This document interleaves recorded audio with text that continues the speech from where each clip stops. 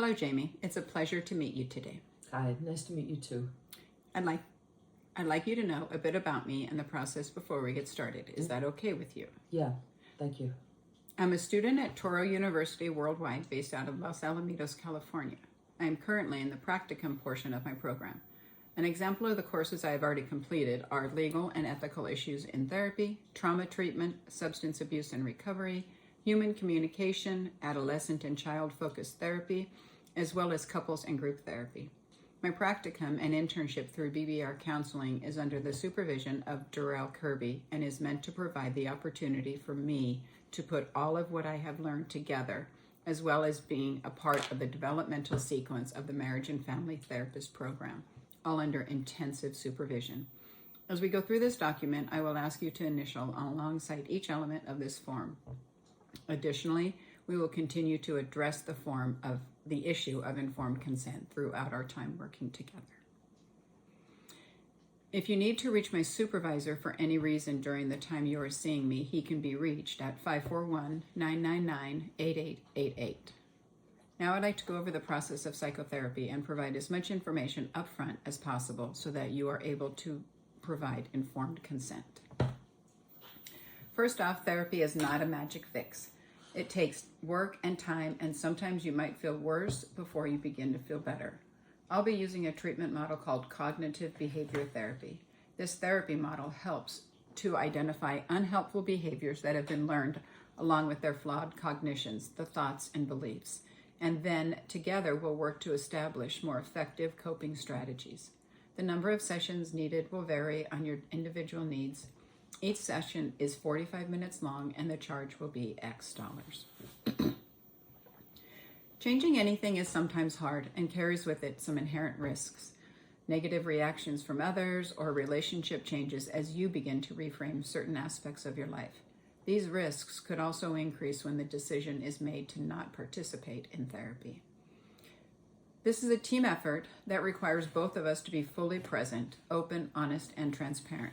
I will discuss any concerns I have with you as soon as they become obvious. I would ask that you do the same. If you arrive at our scheduled session under the influence, or I suspect that you're intoxicated, I reserve the right to cancel the appointment and reschedule for another day. The frequency of our sessions will rely on both of our schedules, your preferences, as well as the severity of your presenting problems. If I do not have the knowledge, skill, or competence to help you with your specific problem, I will consult with my supervisor on the appropriate course of action. It is possible that I would need to refer you to another therapist. Additionally, should you no longer feel comfortable working with a therapist in training, you can, of course, request another therapist. When you arrive, I would ask that you check in with the front office. They will let me know that you are here and waiting. Please try to arrive 10 to 15 minutes early so that we can make the most of our time together. If you need to cancel, please call 541-888-8888 so that we can reschedule. 24 hours notice of cancellation is appreciated. Documentation is required after each session in order to maintain a continued focus of your treatment. There could be a time that I complete some documentation during our time together in an effort to capture important details. Please let me know if this becomes a problem for you at any time. Confidentiality is an important element of psychotherapy. Please be assured that any information released regarding you or your care, a signed authorization from you will be required. I would not release information on the phone or through email without your signed consent.